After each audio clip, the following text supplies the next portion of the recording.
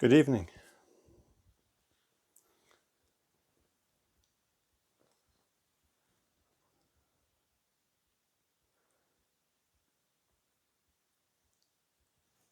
Eventually got everything set up.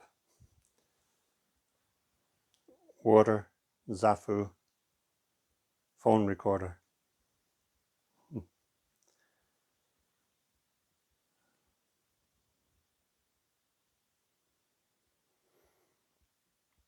And eventually I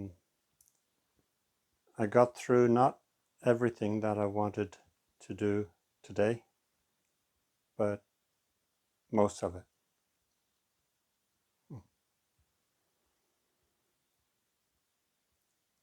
Spent most of the day in the kitchen doing a ton of food preparation for the days ahead.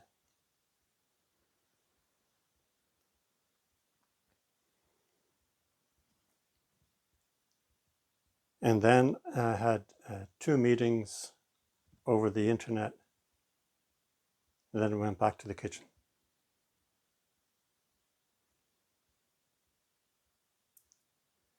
And after evening zazen, I had dinner or supper, and then the dishes, because I didn't get round to them in the course of the day.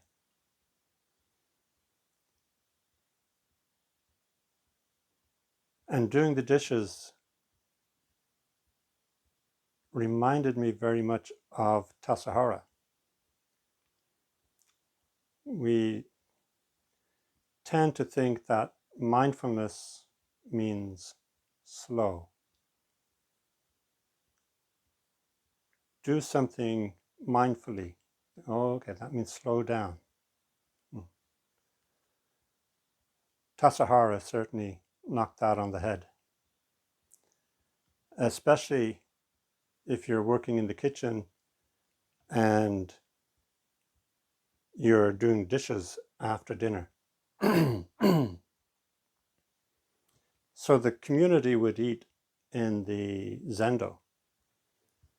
And if you're in the kitchen, you prepare the dinner, and then servers come down to the kitchen to receive the food, and they take that up to the zendo where they serve the rest of the community. And so the kitchen has their dinner, the kitchen crew. The kitchen is short for the kitchen crew or team. They have their dinner in the kitchen, also their lunch and breakfast. And then when that's over, they have the dishes to do. Pots and pans, not plates and saucers or bowls, pots and pans. And quite often there is a rush to get the kitchen tidied up. The servers bring back leftovers, the food that didn't get served because send up more than is going to be needed. So that food has to be put away, and the pots and pans all cleaned, and all utensils that were used in preparing the food.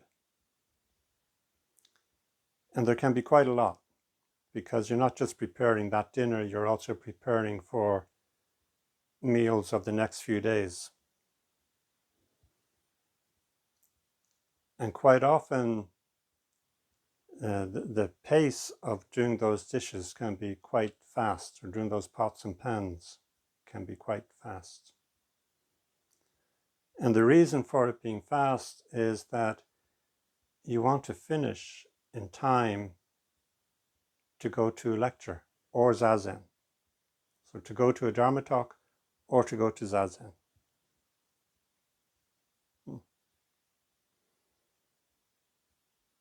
So you can do things mindfully and fast.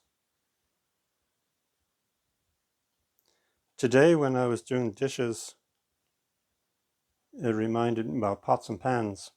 It reminded me of Tassajara, and I had the same thought. Maybe that's, I'm not too sure which happened.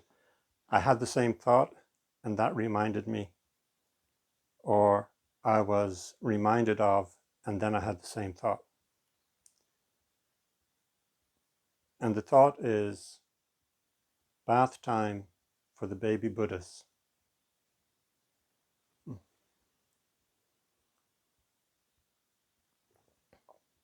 And I had a sense of gratitude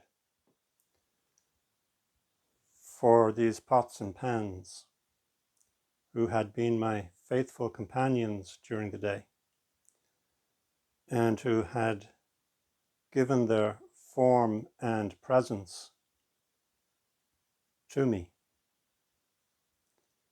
had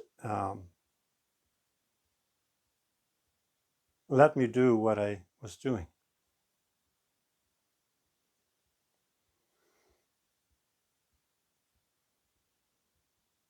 So the baby Buddhas had their bath.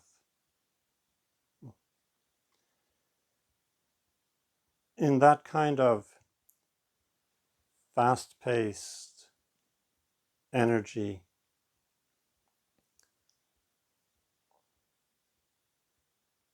when that day is so so full, so one thing follows another, follows another, follows another,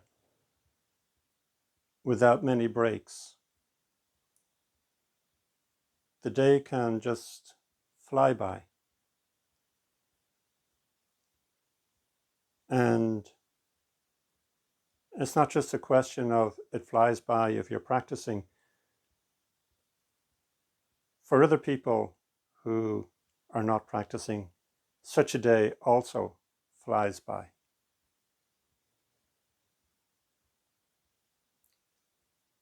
So what if every day was like that? What if every day was non-stop, go, go, go, all day, from sun up to sundown?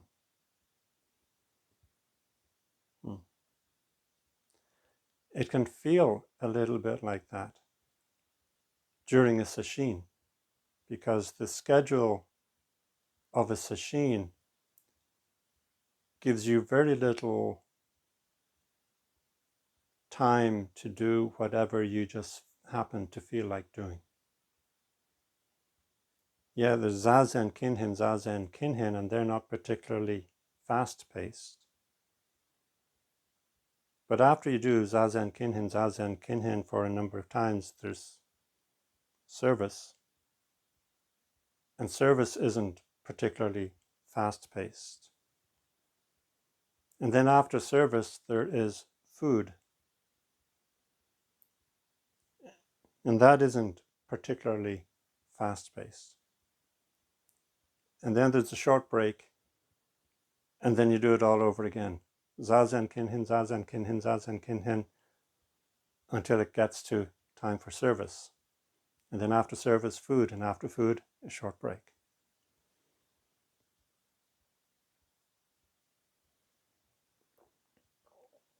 So what if every day was like that?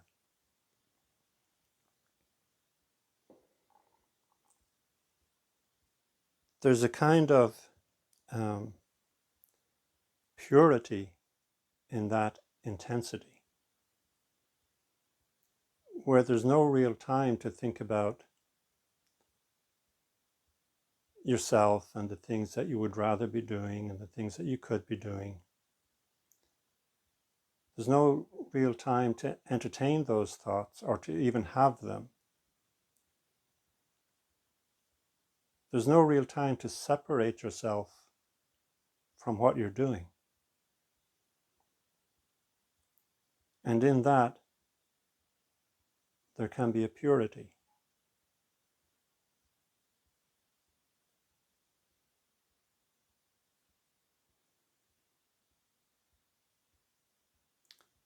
One of the images in the Pali Canon is, it's very beautiful, very poetic. where the Buddha is talking about the sense of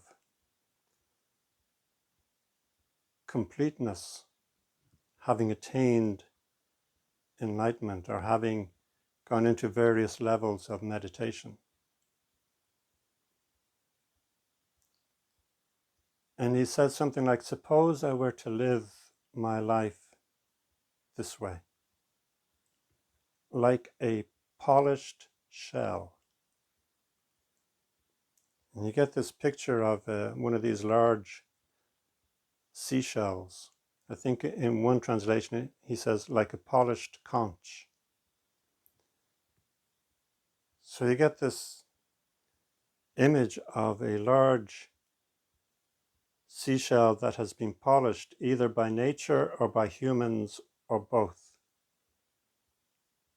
But that polished shell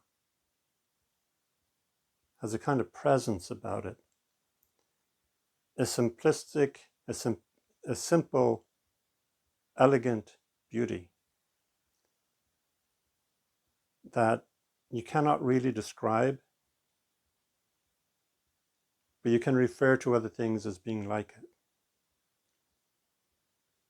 So what if I was to live my life like this, like a polished conch, like a polished shell?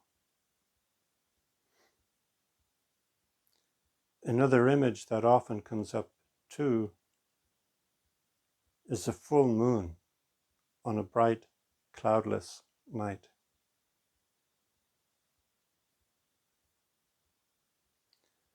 There's something pristine about it, something of a bare bones beauty, stark beauty.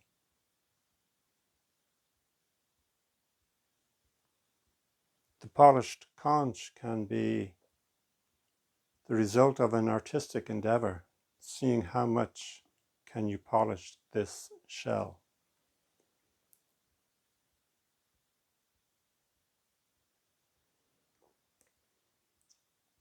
What is life about?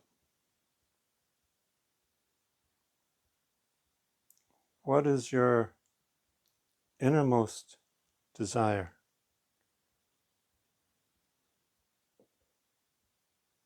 And if you were to see your life as a work of art, what would it be?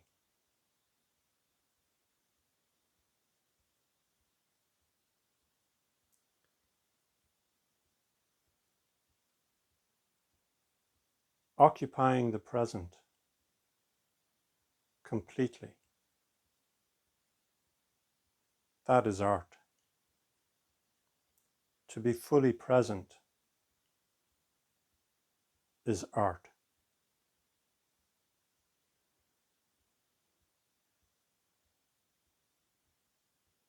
To be fully present, you share in this pristine beauty of the full moon and the polished conch.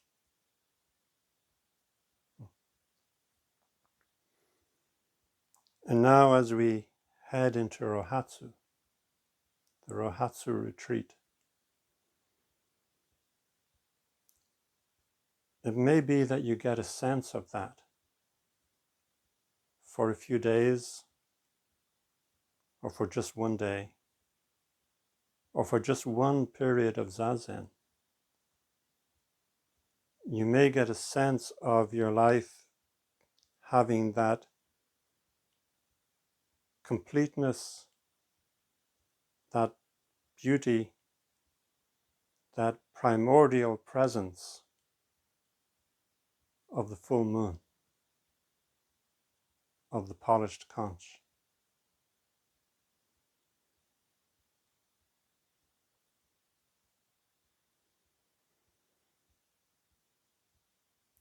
This is a wonderful opportunity to leave aside as many of your normal daily concerns as possible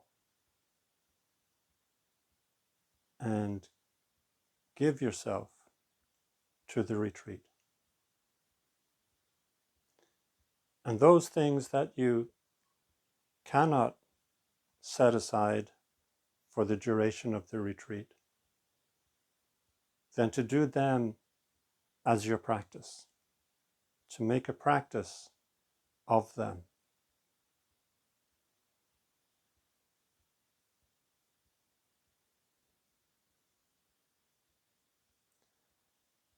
This is a time where we can really go for refuge or take refuge in the Buddha, the Dharma, and the Sangha.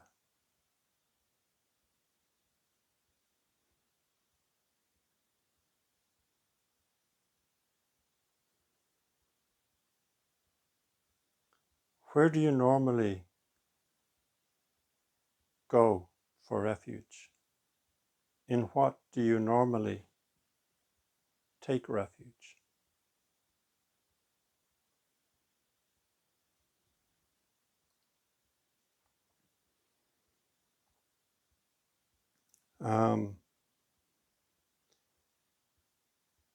I find it really interesting. Throughout Buddhism, we have the three refuges: the Buddha, the Dharma, and the Sangha. What I find interesting is that in Zen, and I'm not sure if Zen is the only branch of Buddhism that does this, but it's the only one that I'm aware of. It presents those refuges as precepts. In the 16 Bodhisattva precepts that we chant, 3 of them are refuges. And it can be quite easy to forget. When you find yourself taking refuge on YouTube or taking refuge on Netflix or taking refuge in fish and chips,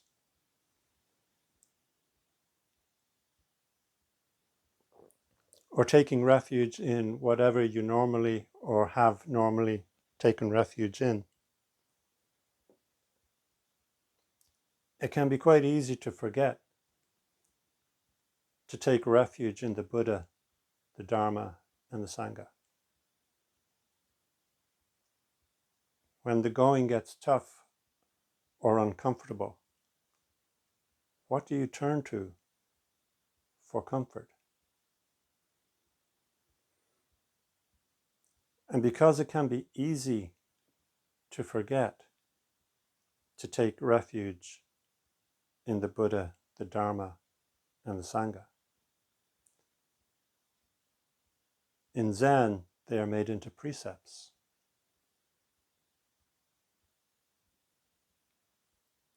So we take the going for refuge, or we take the taking of refuge as a precept, because that way we might actually remember to do it.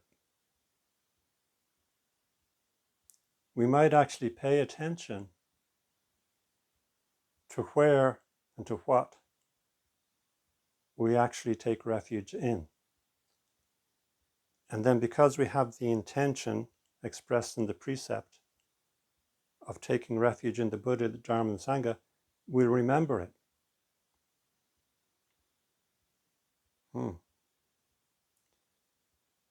I'm supposed to be taking refuge in the Buddha, Dharma, and Sangha, not in coffee. Do I actually take refuge in coffee? Doesn't mean that you can't have coffee or that you can't enjoy Netflix or YouTube. But can you be aware if and when you're using them as a refuge? as a way to avoid something.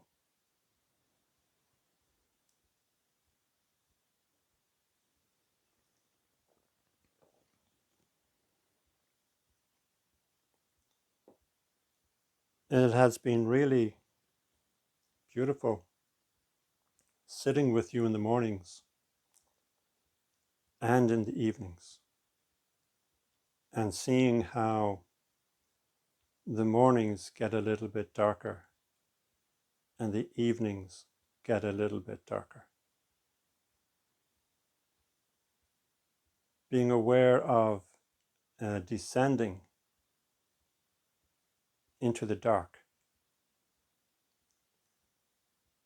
And in Japanese and Chinese Zen, the dark represents the undifferentiated.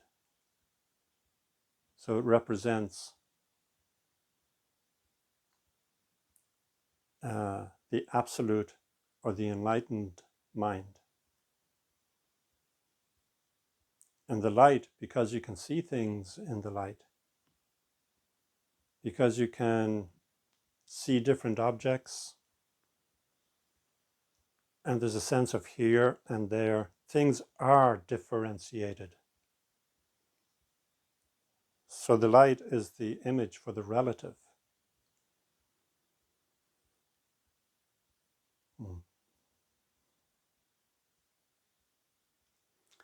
So here we are on our journey into the dark, into the undifferentiated, into the absolute.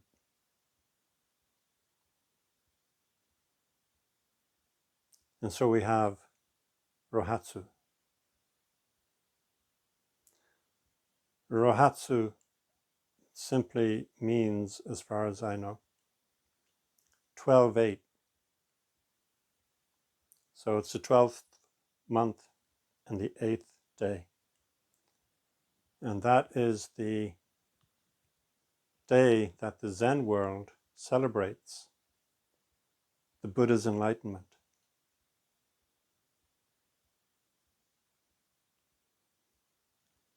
That day when, according to one story, in the small hours of the morning, he looked up and saw the morning star, Venus, and realized that he and all beings together are enlightened. And the sight of Venus in the morning star, or as an evening star, is one of those other exquisite images.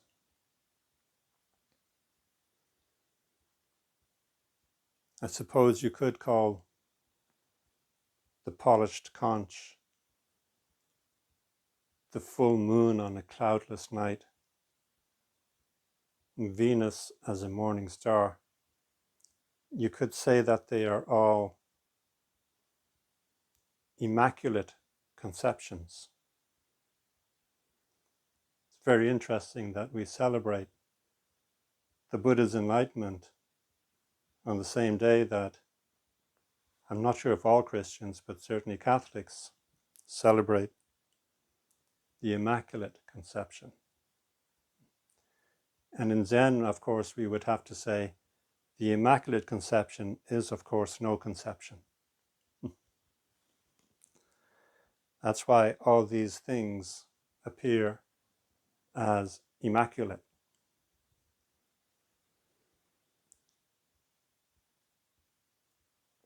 The immaculate beauty of the full moon on a cloudless night, the immaculate beauty of a polished conch, and the immaculate beauty of Venus as a morning star or an evening star. And the immaculate beauty of nobody sitting zazen in perfect stillness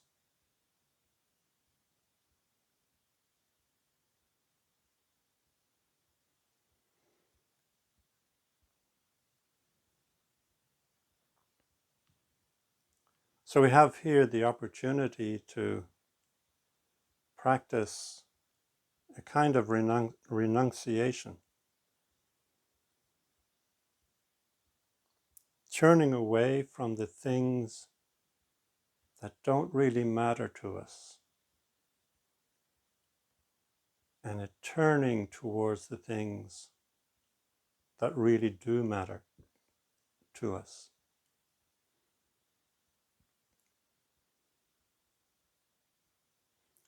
Giving ourselves to a practice that will lead us somewhere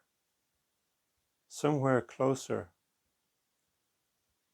to that pristine beauty of things as it really is. To practice renunciation and to practice taking refuge.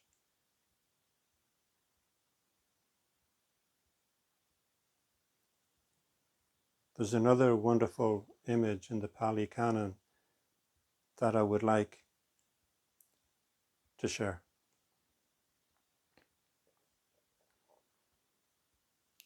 So when we celebrate the Buddha's enlightenment, we're celebrating his attainment of nirvana, at least according to the Pali Canon. Nirvana or nibbana. Nibbana in Pali, nirvana in Sanskrit.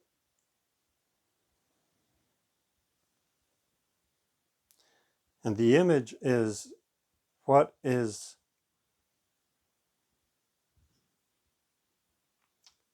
this act of renunciation like? And the image is that of a dog gnawing on a bone. And when she realizes that there's no marrow in this bone, she leaves it aside. Just leaves it. Nothing in it of worth. And that's given as what nibbana is like. We give up our attachments to this 5 skandhas because we realize there is nothing in them of worth.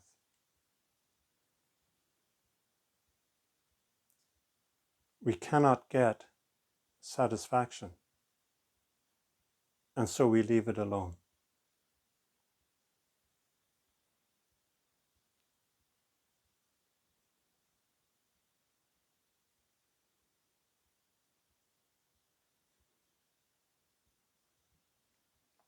In celebrating the Buddha's enlightenment, I've said this in 2 places already, but there may be some people here who haven't heard it. The Buddha's enlightenment ceremony is starting at 6:30 on the 8th, the morning of the 8th, and you are invited to sit up all night or just part of the night. And if you can't do either, that's fine. You're still welcome to join us at 6 a.m. for an early morning period of Zazen, followed by the Buddha's enlightenment ceremony, which will consist of 2 chants and an echo from the Kokyo. And the 2 chants, well, the second chant is the Heart of Great Perfect Wisdom Sutra. And the first chant is simply this: Om Homage Shakyamuni Buddha. Om Homage Shakyamuni Buddha. So we'll chant that about 21 times without color coding.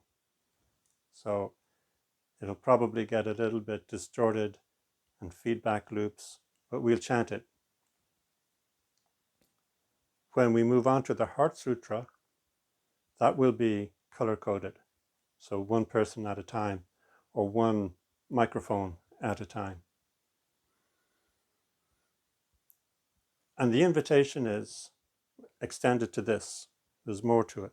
While we're chanting Om Homage Shakyamuni Buddha, you're invited to bring either flower petals or confetti.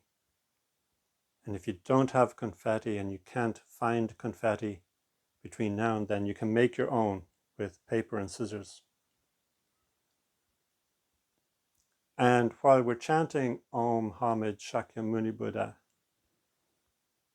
we're going to throw the confetti or the flower petals on our Buddha statue, on our Buddha altar. And I was saying in the meeting today, if you don't have one, if all you have is the blank screen or the blank wall that you're facing, then you're welcome to throw the confetti or the flower petals on the computer, where there will be multiple Buddha statues on screen. And that's just a way of celebrating, of expressing not just our gratitude, but our sense of the greatness of this achievement. So we chant Om Homage Shakyamuni Buddha. And it goes Om Homage Shakyamuni Buddha. Om Homage Shakyamuni Buddha. And then hopefully we'll be able to hear the bell that Rebecca hits. Bong. And then we make that one our last one. And then Rebecca will introduce the Heart of Great Perfect Wisdom Sutra.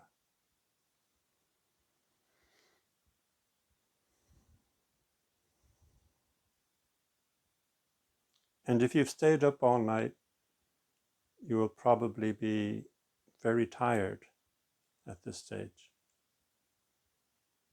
Or if you've stayed up only half the night, you might be very tired at this stage. And even if you haven't stayed up half the night or a quarter of the night, you still might be very tired at this stage, because you'll have spent a week of following a very rigorous schedule.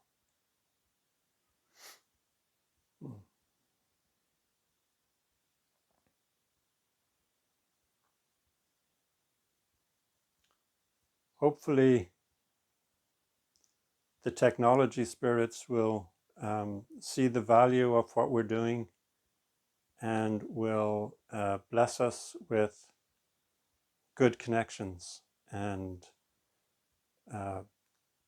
good bandwidth. And we'll have no technological breakdowns.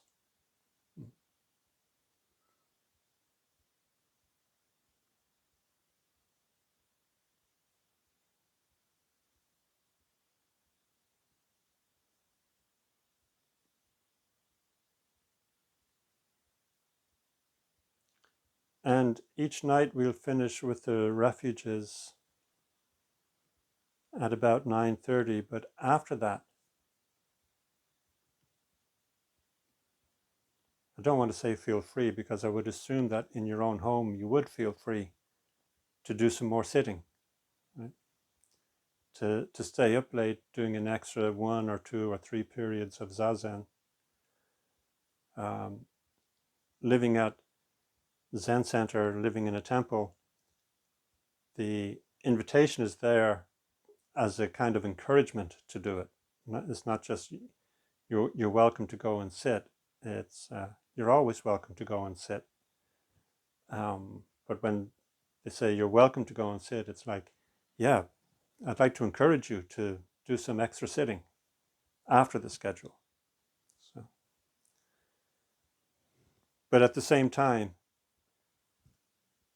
I'd really like you to look after yourself and not overextend yourself.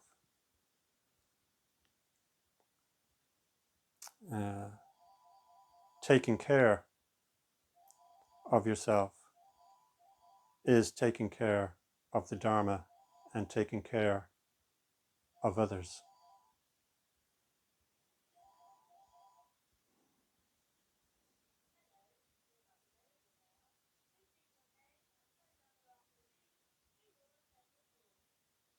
I'm not sure if you can hear that voice message.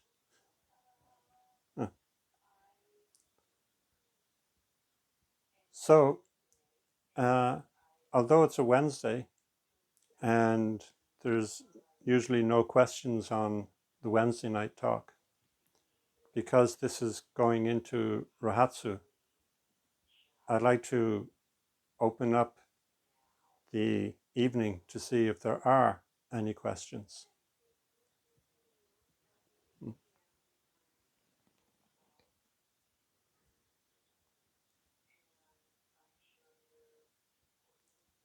And your response seems to suggest that there are no questions or that you cannot hear me.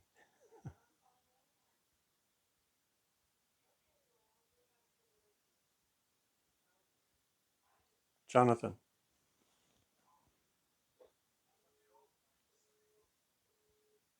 Oh, can you say that again, Jonathan?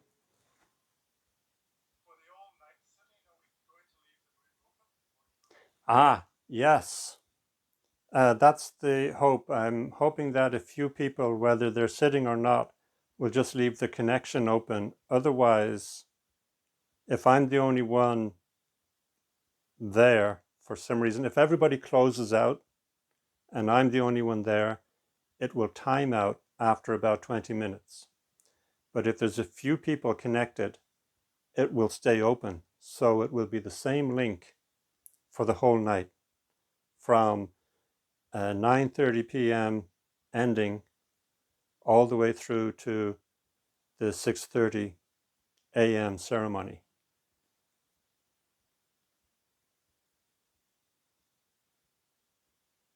So anytime that you want to join us, then you just click on the link, or if you have left it open, you just come back. You can take a few hours sleep, come back early, come back at 4:30 a.m. instead of 6 a.m. and sit with us. Stay up until midnight and then go to bed, or whatever works for you, whatever you feel that you can manage without too much disruption on your day of the 8th.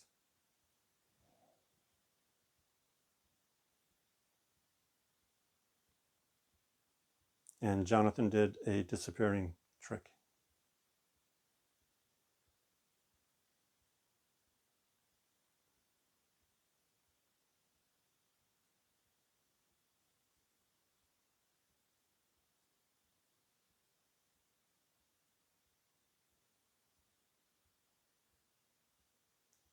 Okay. I'll say goodnight, and I look forward to sitting with you for the next 5 days. Thank you.